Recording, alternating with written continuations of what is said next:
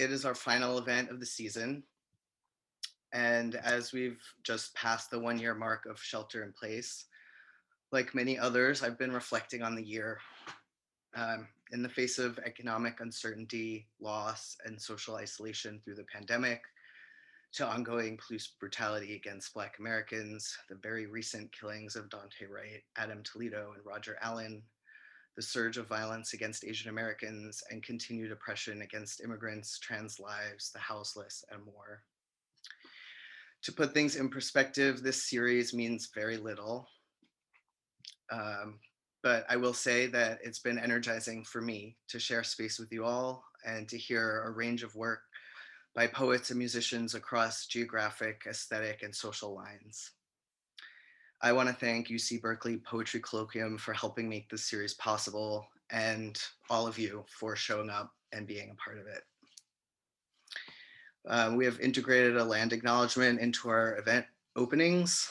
Small press traffic is based in the Bay Area on the unceded land of the Ohlone people. In San Francisco, the Ramaytush people of Yelamu, and in the East Bay, the Chochenyo people of Huichin. We acknowledge those who have stewarded this land for thousands of years through systemic violence and forced displacement, who continue to resist and protect their traditions today. As settlers on this land, we make acknowledgements as the first step in a longer process of rematriation and healing. I am really excited about tonight's presenters. We will kick things off with Tonya Foster, who will introduce Lindsay Choi. We will experience a sound interlude provided by Kyrie Suzuki. Tonya will come back on to introduce Soretta Morgan, and we'll conclude after Soretta's reading. If there are any questions that you have or comments you'd like to make throughout the program, feel free to drop them into the chat, and we can have a little conversation after if questions and comments come up. So with that, I am very delighted to turn things over to Tonya.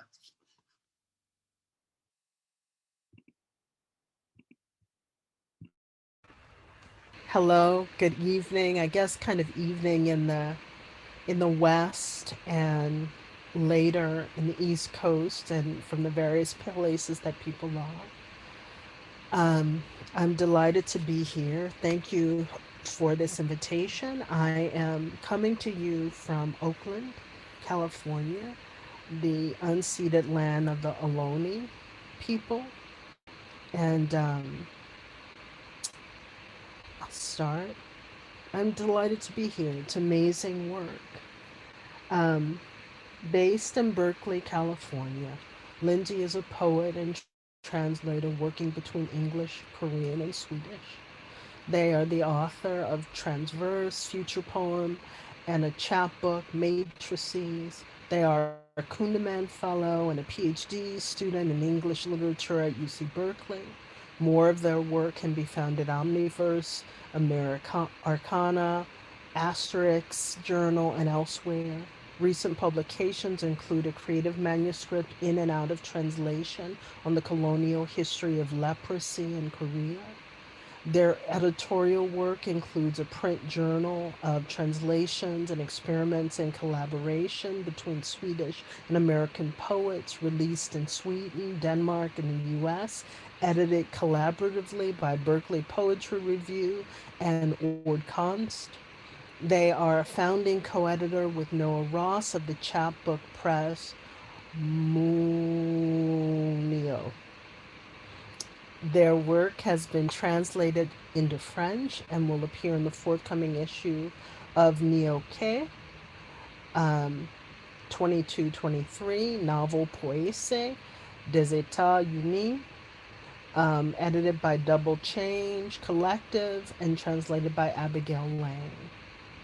At the heart of Lindsay's intricate and arresting work is an attempt to release the aesthetic object from the role of presenting an aesthetic final product. Desynchronization in their work repeatedly slows us down by shifting orientation from landscape to portrait, general to personal, object to subject position. This is significant work that looks to the language of art criticism and theories of art that recognizes that the aesthetic product is, after all, the piece which presents rather than performs process. Please welcome Lindsay Troy. Oh my gosh, thank you so much for that introduction, Tonya. It's so kind of you. And thanks so much for having me. I'm really excited to be here and reading, and to be in such amazing company. Yeah, thanks Sid. Thanks Leo, who's not here. And I'm really, really excited to hear Soretta and Kaori's work. Soretta, you're one of my favorite poets, and it's such an honor to be here with you. So I'm going to start with a piece that I read at the beginning of every reading. At this point, it's become just a talisman. It's called Plate after Anna Mashevakis.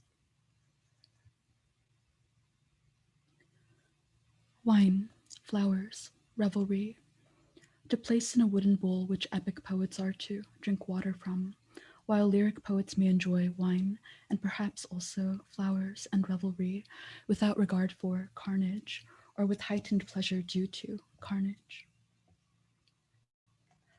A particular vagueness entailed in kumquats, a precursor to grief, eggs in the nest of grief, which must also be placed in a wooden bowl to sun, like flower water, wine collected from a wooden floor, glass in its truest shadow, not a cup, nor a vase, nor a jug, but a lung and sorrow, a bouquet or palette of particular monochrome colors, heartstake, pearl onion, more air, more moors, to relinquish dance, fall prey to love in the forgetting that all liquid must be fetched in a wooden bowl from a river into which one can never step twice and find the same river or sameness, though in the forgetting I have fetched body in a bowl from the very stream I have often peered for divination, though I have become uncertain if it is the same river, if it ever has been lined with birches, if the body I have brought back, if it is a body, if it become the same body, if the song I have whispered to the river, if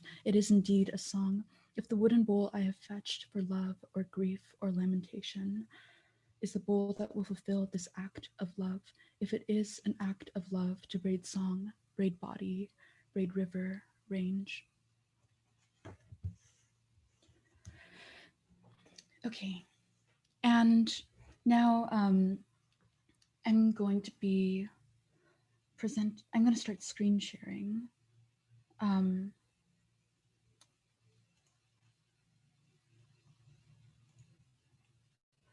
So can everyone see this? Okay. Yeah. It turns out that that I now have a publication date for my book, which is going to be in mid-May. And while I was looking through the poem itself that I'm about to present, I realized that it's been about almost exactly 5 years since it was written. And so it's just a real pleasure to get to share this with everyone. It's an audio piece that's going to be a work in progress, and I recommend that you play it kind of loud, if possible.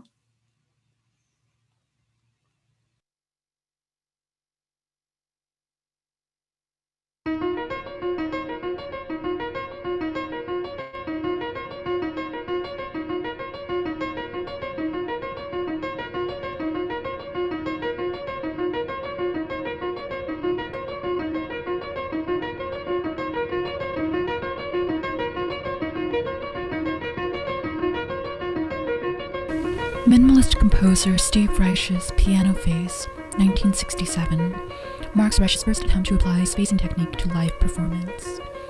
The piece is performed by two pianists who begin by playing identical lines of music, lines to be repeated in cycles for the remainder of the piece, perfectly in sync. Gradually, one pianist will begin to speed up, desynchronize, until the agent of desynchronization is playing exactly one note ahead of their counterpart. This gradual desynchronization is repeated for a full 8 cycles. As the piece is considered process music, the process of desynchronization and its resultant discord, that which is not quite pleasing to the ear except in a vaguely intellectual sense, that which is pleasing in its recognizability as a vital part of the process which is the piece, is to be seen as delightful, constructive, aesthetic. To see the process itself as generative, to release the aesthetic object from the role of presenting an aesthetic final product.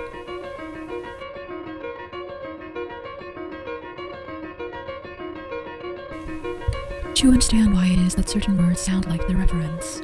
For example, that liquids are those consonants such as the English L, which ripples, while others feel ever so subtly wrong, simply unapt even at a phonetic level, not crinkle, feather, or mulch, but water, verb, and, disappointingly, language.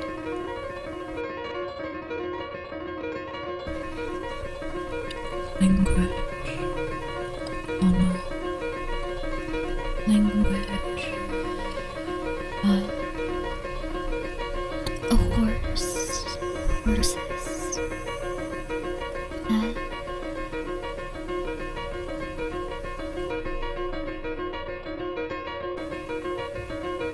According to Steve Reich in Music as a Gradual Process, process music is not to be thought of as that which reveals the process of composition, but rather pieces of music that are literally processes. Parse. The as piano phase is not to be thought of as performance of the process of composition. The work is not performance art in the way that Marina Abramovich's work is performance art. The artist is not present. The burden of final aesthetic product, of which the aestheticization of processes relieves the process, is reshouldered. The aesthetic product is, after all, the piece, which presents rather than performs process. Parse. Composing process music is not a matter of revealing the process of composing, but a matter of composing a process. Obvious analogies arise. For example, with the aestheticization of growing discord, desynchronization, piano phase models Lacan's I, Milton's Satan and Eve, Haeckel's dialectic, all manners of political discord, revolt, and revolution. I recline in bed and listen to piano phase. I find myself sore and battered from the day's harvest of slights. I foster a pet analogy, that the music mimes mismatching lexicons in constant amoebic process. After all, synchronization not to be thought of as an act of engulfing.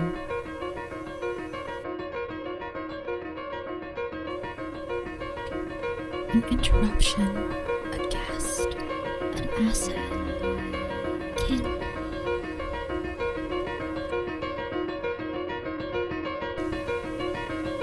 Everything I have read up to a certain point has hurt me.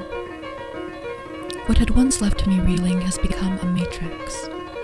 I walk to the fields and collect my harvest. Now is a matter of finding the exact point and orientation of the hurt. What crop is left unreaped?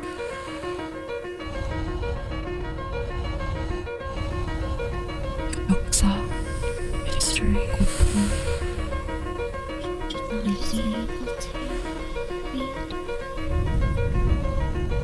What doesn't come through on the page is all of the screaming.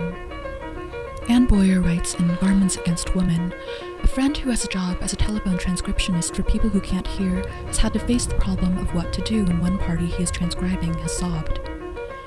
I face a similar problem, except I'm always, just constantly, screaming, and there's absolutely no way to get it on the page unless I superimpose a large scream over the entirety of each page, which of course has complications thanks to the infinite scroll capabilities of web pages. I simply don't have an infinite scream. I look at you. Is the obvious analogy with music. Lynn Heginian in my life recounts childhood with such tenderness. I foster a pet project. I string a garden, pull a thread through the representative leaf of each plant. This, too, is a balm.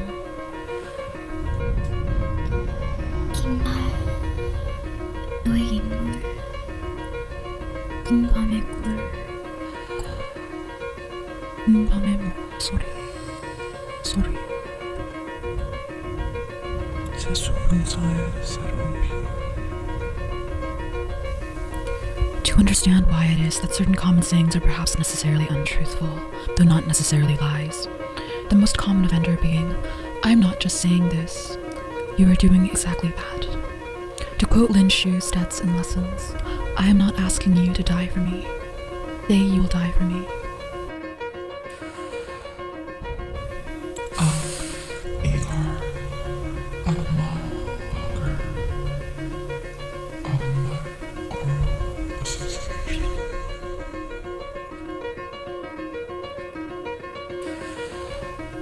cleave to larks, cleaving larks, to release death with a sudden.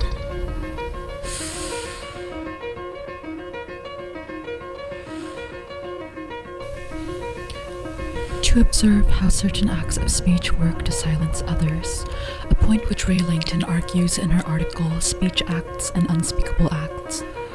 In her effort to decry rape and pornography, pornography as rape, pornographic rape, the speech act of rape, Langton works through her argument with such philosophical rigor, icy precision, which, at its core, despite its extreme eloquence, only negatively inscribes how it is that silence feels like its visual metaphor, spectral or non-existent, as some silences have no visual presence, which is not to say no body.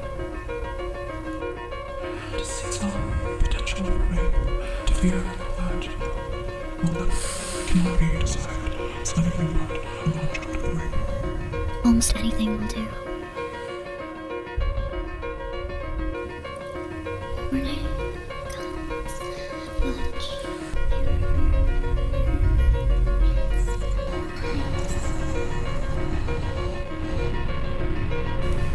To see a stranger and to see a reflection. A fantasy of his fantasy of raping. Desire itself desirable. To desire, desire, to desire, to desire, to desire, desire, to desire, desire, desire, to desire, to desire, desire, to desire, desire, to.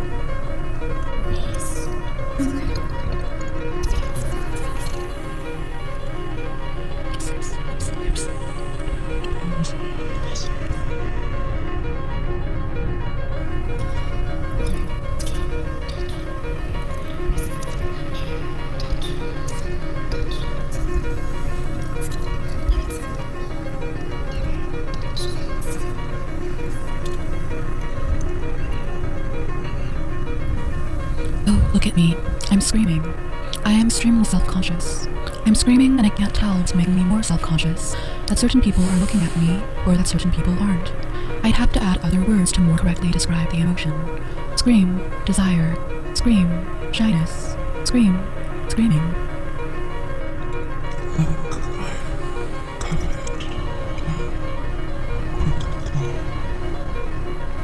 At this time, 6:15 p.m. PST, 17 April 2016, Steve Reich self-describes on Twitter as America's greatest living composer, ellipses, village voice, ellipses, the most original musical thinker of our time, the New Yorker.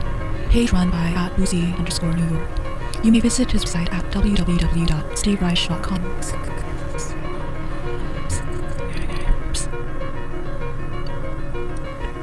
Conditions of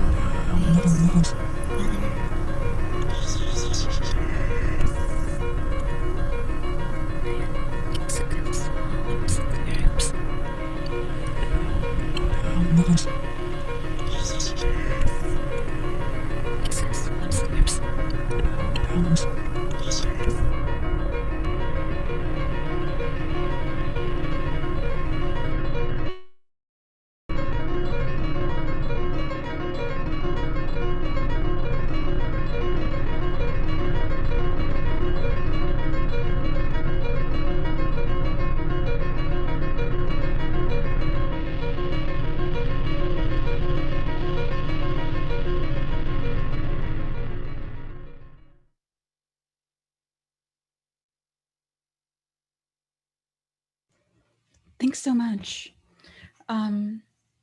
That's it. That's it? Lindsay, that was amazing. I had no idea that there would be the music to accompany, and I should put on my thing, that there was music to accompany that piece, that book. And so there's something, one, it's disorienting hearing the music, one, which I kind of love, and this relationship you make between, what did you call it, desynchronization, and the I that emerges in this, that it's almost as if the I is only possible through the desynchronization. And I think that's something you point to in the work. But thank you. That was wonderful. Oh my God, thank you for those really kind comments. Not kind. Ask anybody who knows me. I try not to be nice. I do try to be kind, but not so nice. Um, That's great. so Thank you. Yeah. Yeah, I agree. That was really incredible. We're gonna have another musical oh, interlude. Kyrie Suzuki is going to we're gonna there was a pre-recorded piece that we will be sharing with you before Tonya comes back on to introduce Soretta. This year's music theme was primarily highlighting a range of Bay Area electronic sound artists. Kaori Suzuki is a Tokyo-born music maker and composer currently living in Oakland, seeking modes of heightened listening and being in her spiraling sound visions. She uses high droning modified acoustic instruments, electroacoustic sound technologies, intensely high register electronics, tape, and other elements necessary to spin her often loud auditory transmissions. Her projects include solo compositions and durational music for VHF combination tones, collaborative immersive light sound happenings, drumming in the Oakland-based minimalist psych punk group Night Collectors, and playing amplified cello and guitar in the Ecstatic Music Band. Suzuki has performed widely in numerous venues across the US, Japan, Europe, Mexico, and Canada, and has published her recordings on independent labels in Germany and the US. Um, oh, I'm gonna, uh, and she currently teaches in the music department at the Center for Contemporary Music at Mills College. And on that note, as a Mills alum myself, I would like to share in the chat this information recently written by some members of the faculty there, if folks have not caught up with some of that news. I personally saw Kaori perform like been a number of years now, but it really just like blew me away. And being in the space of the sound is like ideal, of course, rather than in this space. But I invite you to pop on your headphones if you got them around, turn up the dial if you like it that way, and prepare yourselves for a sonic realignment. So thank you, Kaori, and I will get that clip ready.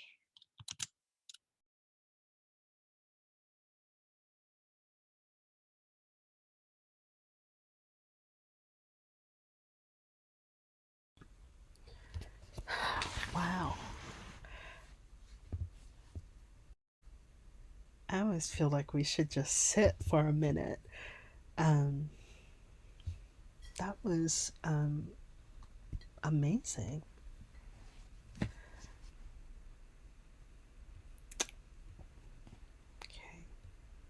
So, thank you so much, Kaori. It's gorgeous. Um, as a writer and artist, Soretta Morgan's current work uses text, etching, sculpture, and video to engage relationships between ecology, Black diaspora, and migration in the United States Southwest. She is based between Phoenix and Mojave Valley, Arizona, where she teaches creative writing at Arizona State University and is an active member of the grassroots humanitarian aid organization No More Deaths Phoenix, which supports the safe passage of migrants in the U.S.-Mexico borderlands. Saretta is the author of the chapbooks Feeling Upon Arrival, Ugly Duckling Press, 2018, Room for a Counter Interior, Portable Press at Yo-Yo Labs, 2017. She has received support from the Jerome Foundation, Arizona Commission on the Arts, Headland Center for the Arts, the Center for African American Poetry and Poetics, Virginia Piper Foundation, and the Lower Manhattan Cultural Council, among others. Recent work can be found at Triple Canopy, the Colorado Review, and the Academy of American Poets Poem a Day. In recent work, Saretta articulates a desire for a language for what the government did to my body, mapping throughout her work terrains of thought, of feeling, of history, that a geographically situated and regularly resettled and unsettled body may traverse. Morgan's beautiful work encompasses an ecology of being in and of the daily maelstroms, maelstroms that are meant to disorient and police, and possibilities of being beyond the maelstroms, in love, in contact, yet vulnerable. There is in Soretta's work a grappling with tenderness as when one makes contact, desire, and the bruise, and always possible outcome of contact. Her considerations of the architectural and geographic seem central to her examination of embodiment and the language that can embody the lived density of experience and the lived density of experience and the lived experience of thought. Please welcome Soretta Morgan.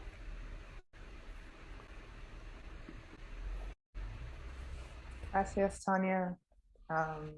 Thank you again to Sid and Lindsay. That was amazing. Kaori, that was amazing. I tend to think that it's difficult in readings to go from music to poetry, but this time I really feel lucky for this space that both of you have created, this kind of like sonic nest almost that I feel like I'm in and I get to read from. And Tonya, I'm so glad to be in space with you always. And you know, you're right, nice is not a word that comes to mind, but definitely patient and direct and flush with integrity. And yeah, I feel so blessed to know you. Thank you for being here and for introducing us. I'm gonna read, set a timer. I'm gonna read out of my my in progress manuscript called Alt Nature. The pieces are not titled and don't have like audible distinctions between them. So I'm just going to move in and out until my time is up.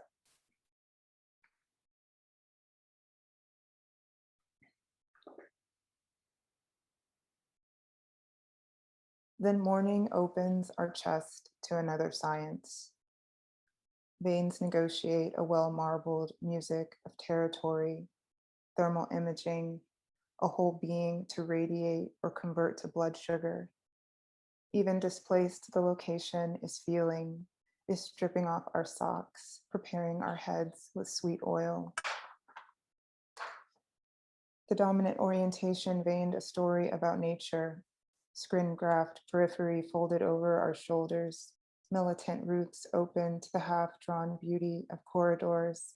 If one scar rots the length of an afternoon, I want to wake every morning into love where love is the question of how I'm going to help you get free, where that means whatever it needs before the error of understanding. The future bends down from its fine-grained neck, breathing.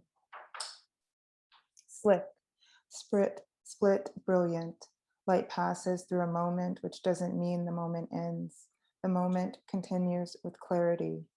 I release the trigger and rounds emerge colored wounds from the berm.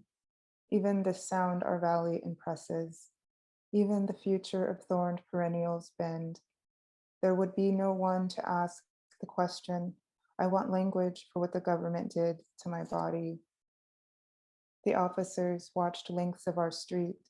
Our legs were barely covered. Our streets illuminated, threat red through variation, iris, flora, bare repulsion blossoming into anything you might ask for. We studied the houses from their ugly numbered orifices, the same in Panama, Kentucky, as no contractor ever had another idea.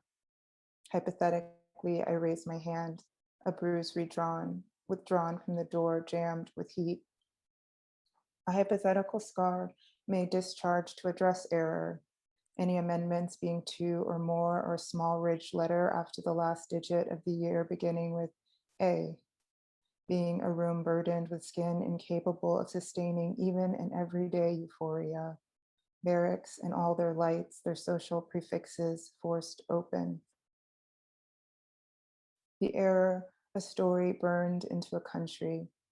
The error, the hanging weight, the concert of landlessness. Waiting for them we listen to the territory open the bright hot door.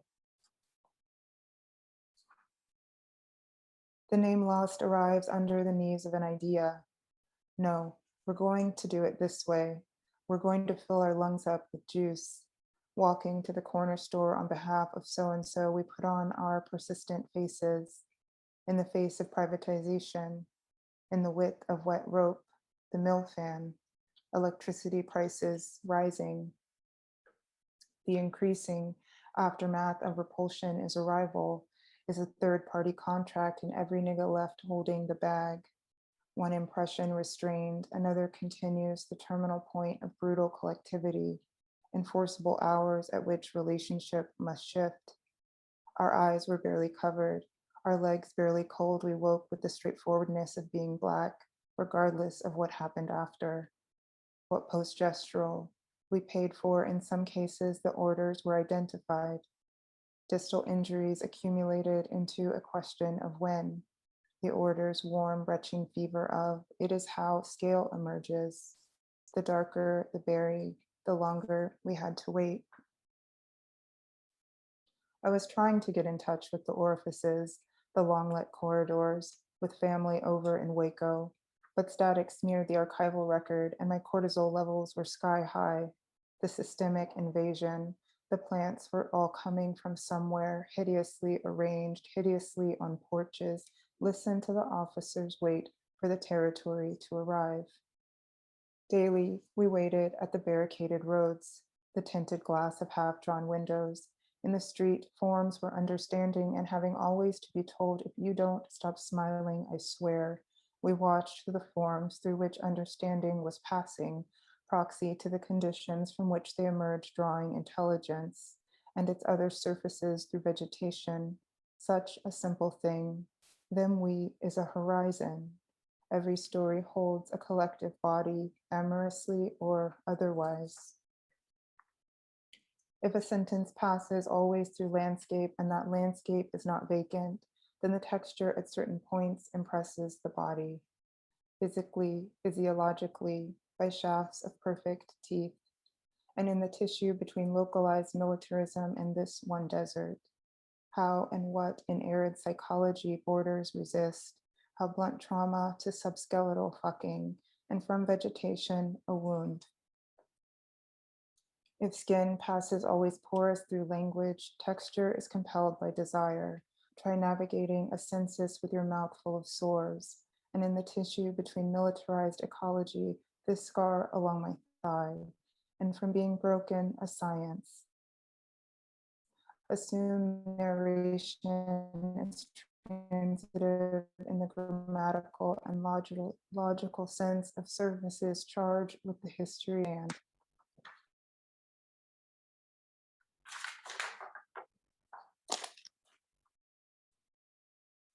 at Nevada, the river curves south, enters the order of Hoover, Davis, Laguna.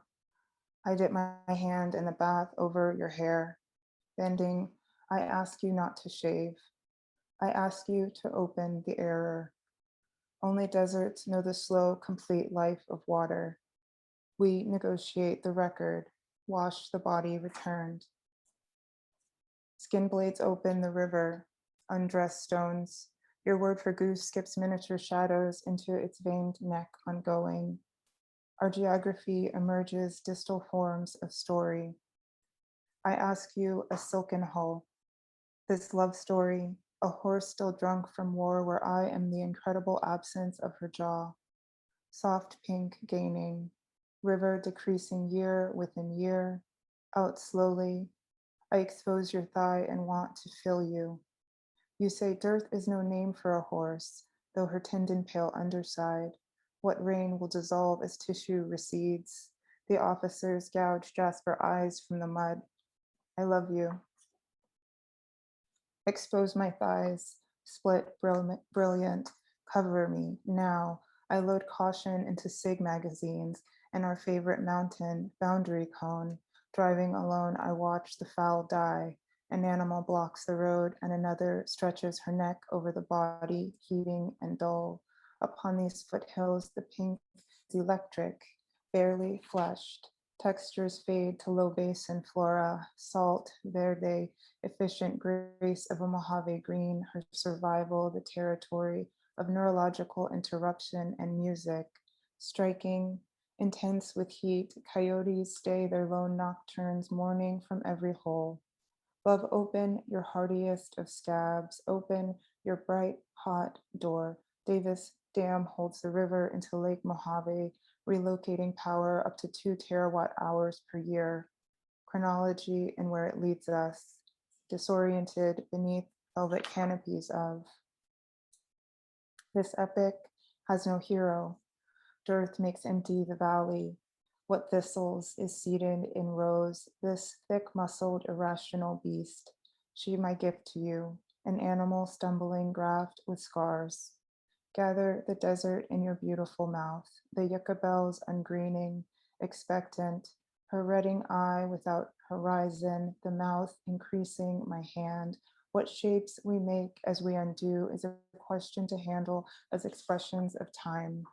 Time which displaces harm through language like the evening before, systemic infection, aftermath to conceal over 100 bodies lost by the minute, 100 cubits in the flesh it would take to hold water. The statistics strip material, a basis of their success. Distal forms of story emerge as weighted flesh. I place a shotgun on layaway, the service I haven't used since I was 12. Since I didn't know yet to be shamed of needing time, of not knowing how to use it, denatured though it is.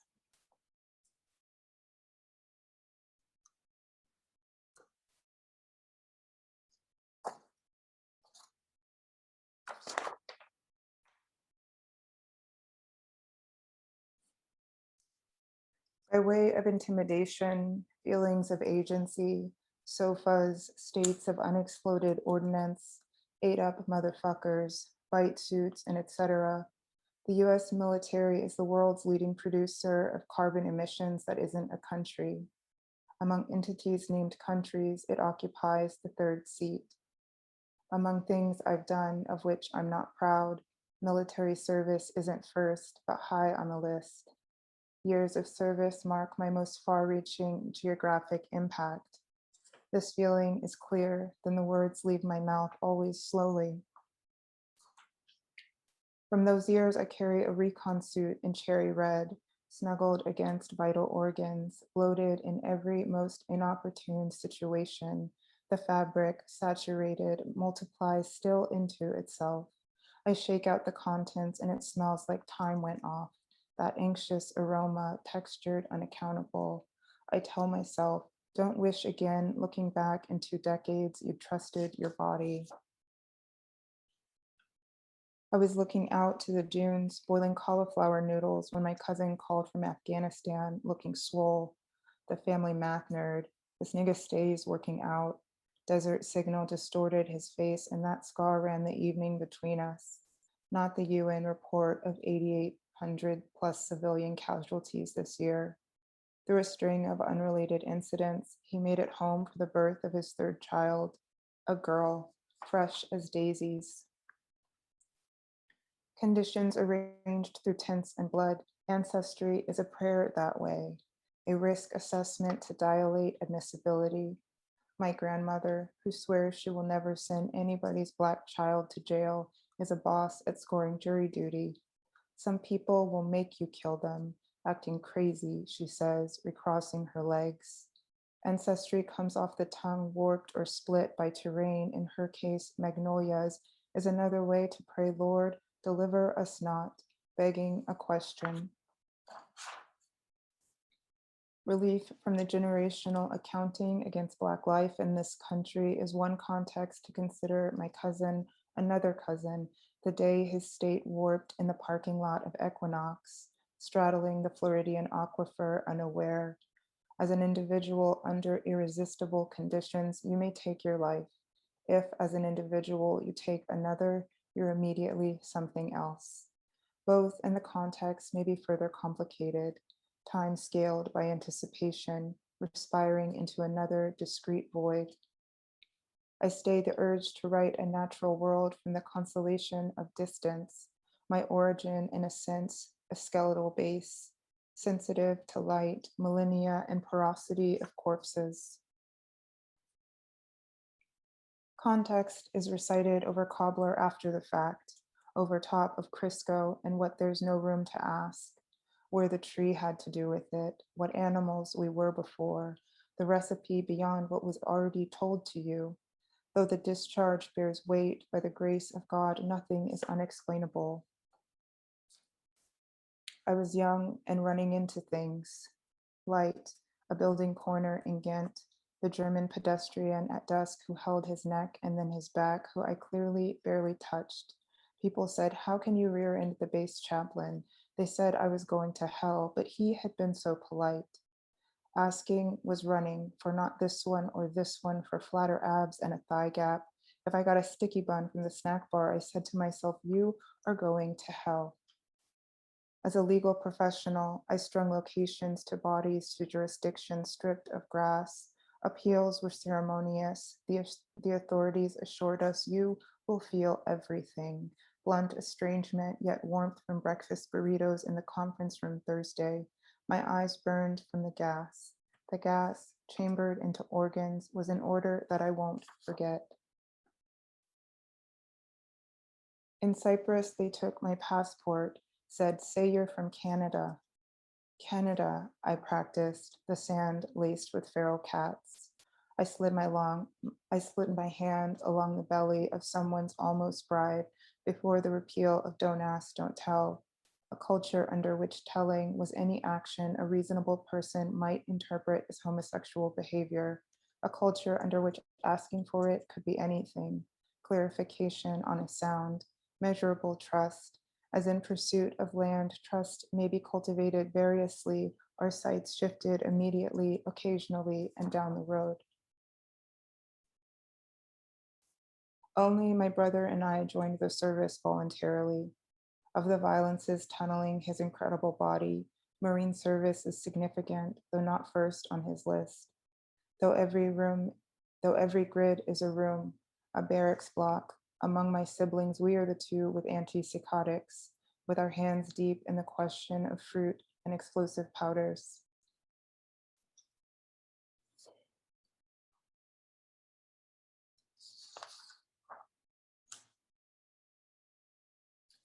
Years ago, my brother wrote that he was cold, particularly at night. Everything was expensive. A watermelon seed sprouted outside of the shower, and for days everyone watched until an officer noticed. He was growing thin. He needed money for a sweater, which made it hard to sleep. In the Mojave afterlife, the afterlife that is this desert, there are everywhere watermelons. When you pick one, another grows. This is also the ecology of nigga heaven. I just want love. I just want to feel loved, he says, flush with desire for not me, but his white father, the bartender, the social worker, his supervisor, his girlfriend. Tell him it's time to go. Then he won't stop cursing, so I hang up the phone. We'll stop there. Thank you.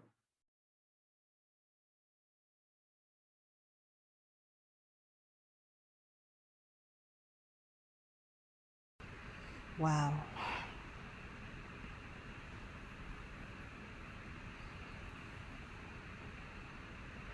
Sid is still muted. Does that mean okay. That was amazing, Soretta. Beautiful work. My God, this is an incredible reading. And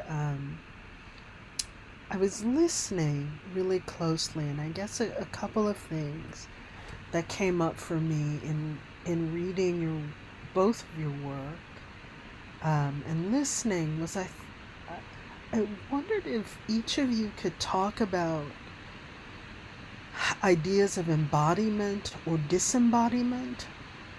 as it relates to your own work, to each other's work, or the work of others. Right? Embodiment and disembodiment. And yes, I'll leave it at that before I.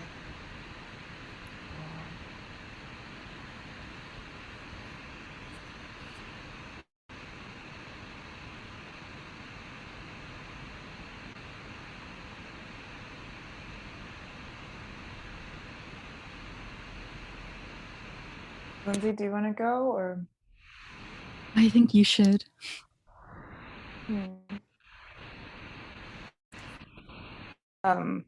Thank you for that question, Tonya. I think that kind of question is always or has always been difficult for me, because I feel like I do live so far from my body. Like, I feel that there are always reasons to leave. But something that, I don't know, maybe can be related, and maybe like we can think through some of it, is that I was sitting here and my sister, my little sister is here, or was here. I don't know if she left, but and that's a very new thing for me, my family coming to poetry readings. And so I think while she was here, I was, Amanda, are you still here? Yes, I'm here. I was thinking about the bodies that I feel accountable to. And I started making a little list. I was like Amanda Morgan, Lauren Russell, Tonya Foster. And I was like, oh, I'm naming the Black women in the room. And I think there's something about being in the presence of the bodies that you feel bound to that is like a space that I'm interested in right now. And just like kind of watching how that shifts the way that I just internally feel about the work, and like also like accountability to myself. And I think that that presence for me does start to demand that I occupy my body, that I speak from a place of being in my body in a way that I might not in other places. I think that's what I can say about that right now. Thank you. I'm so glad that Soretta said earlier that she's also a little like not particularly attached to like a certain sense of embodiment in some ways. I don't know why I just did that Seinfeld bit like gesture, but I think that it all of it has to do with also like, I think that part of the reason why the written word especially, and then also just the waveform, like in terms of like mixing everything on an Ableton file, are so compelling to me rather than performance art or movement as a medium, is because embodiment is such an embattled terrain for me. It's hard for me, like, yeah, I don't know exactly how I relate to it insofar as oftentimes when people bring up the phrase embodiment, it's like it's brought up in quite a positive, like with a positive connotation. And I think that much of what phrase is working through is the sort of difficulty of being interpolated in ways that feel like somewhat disconnected from a subjective experience of being a person who is seen, I guess. Yeah. And it's really interesting. I often think that that you can't sort of have a body without pain and without difficulty and without shitting. Because actually, if you don't, you die. And so there's this way that we think of the subject position as somehow being pristine and beyond the body, beyond the muck. And there's something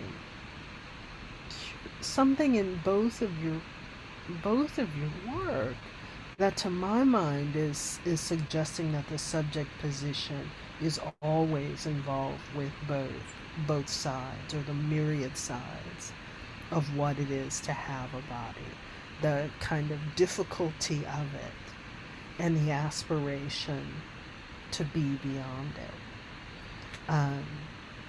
In Soretta's work, I was thinking about how the architecture and the geographic become ways of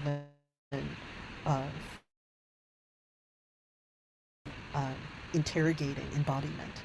And that in your work, Lindsay, I was thinking about the movement, the desynchronization. Is it desynchronization or is desynchronization, right?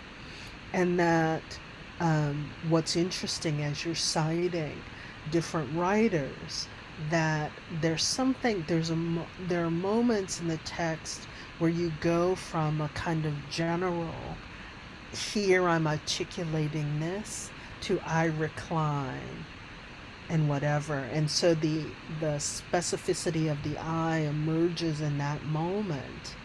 That is a moment of desynchronizing. It's in the particularities that the I emerges. And that was not a question, that was a long ramble. What would you like to ask each other?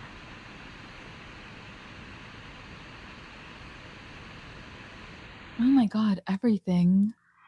How are you so good at this, Saretta? I always love your writing so much. And it seems like also, I don't know, there are portions that, I remember visiting you at Headlands when you were doing the residency there. And at the time, it seemed like you were writing all these like reflections on landscape that seem like slightly different, or maybe actually just like, are they the same or a different project as the one that you just read from? Yeah, thank you, Lindsay. When Sid told me who was going to be in this event, I mean, of course, I didn't know Kaori yet, but both you and Tonya are people who I associate like abundance with. And I feel like Tonya is like, we get together and we eat very nice things. I remember once like roasting a chicken or something like that, which I'd never done before, but also Lindsay, like that one time that we spent physical time together, it was in Headlands and just like surrounded by mountains and ocean and art and poetry and amazing people. And I don't know if that was, I don't remember how that felt like a partial answer to your question, but I did just want to say that.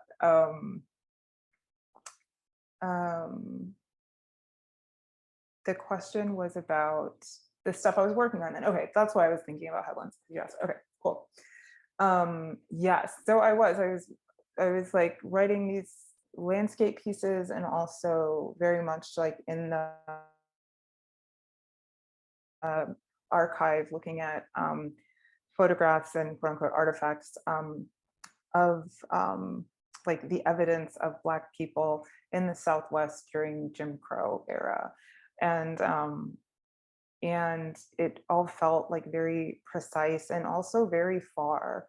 And I remember like I finished a first draft of my manuscripts, and one of the friends who read it kind of very gently, it was like, your body is not in this. And so I kind of since then have gone back and like instead of kind of observing the history, I feel like what I'm trying to do is situate myself in it and figure out like what comes out of that. So it is a lot of the same work. It's just I feel like my position within it is different. Yeah. Does that answer your question? Absolutely, that and more. Okay. Yeah. I wonder if you can talk. So like I was also interested in like the citational, your return to like citation in your work, and especially the like you said you start with this talisman, but even the talisman like begins with another person, with Anna Mascavakis, and I yeah, I'm wondering about like what happens for you like when you're coming into contact with those bodies. Like do you feel something shift like um kind of physically in you, like in making the like contact with one body versus another? Or I guess I'm asking, is the citation also a physical moment for you?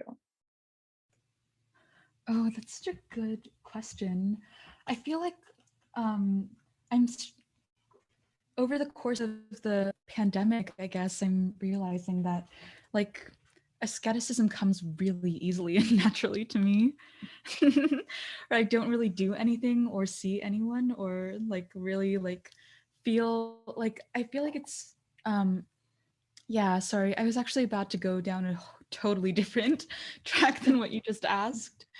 But yeah, I guess like with the poem that's after Anna that I said is like a talisman because I read it at every reading. It has more to do with the kind of less embodied and more archival continuity, I guess. Insofar as I took a workshop with Anna in 2016 where I wrote the majority of this book that's about to come out, Transverse. And Phrase is the first poem that's in the book, the one that I played just now. And I feel like as a very slow person in general, it's hard for me to wrap up a project until there's some sort of marker that it's over. And so part of the work, part of what I was trying to do with the poem that I played through the Ableton file today was find ways to keep on working to make it new, insofar as I have to process it, I guess, insofar as it's alive to me as something that I can work on. And then with, and in doing that, the citations did feel sort of like meeting familiar people again, because about 5 years have passed, and so that means that that's the time from being 19 to 24 for me. And I guess it became legal for me to drink in that time, and so much changed. But yeah, it has been just like a lot of years of just reading a lot more and becoming a different person. And so the citations do feel like encounters, I guess, with people that I haven't thought about or seen in a really long time. And then with Anna, it's about anchoring myself in a moment that I can remember, where at this point in the book process, the workshop had wrapped up and Anna had this going away party. And there's like the line about wine on a wooden floor where someone actually did drop a wine glass and it shattered on the wooden floor. And some of what was happening with this poem is just the need to be able to remember these very particular moments so that it would be harder to lose the feeling of being there with someone you love, if that makes sense. So yeah. I don't know if that answers your question. I started to ramble at some point. Lindsay, do you have more questions, or maybe we can open it up to, I mean, there are some really brilliant people in the room. Maybe they also have questions. Tonya, you're muted. I'm just saying, I think that's a great idea. Oh. If you have questions, please unmute yourself and ask, or raise your hand, and then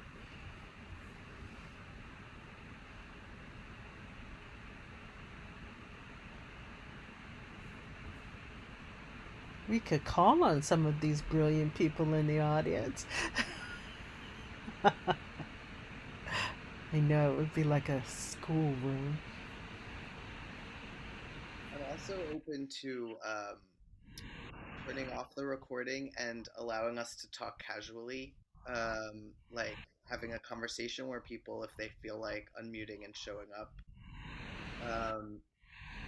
But just to give another moment or two for people to think of questions. But that's an option. We can shift to that mode for a few minutes.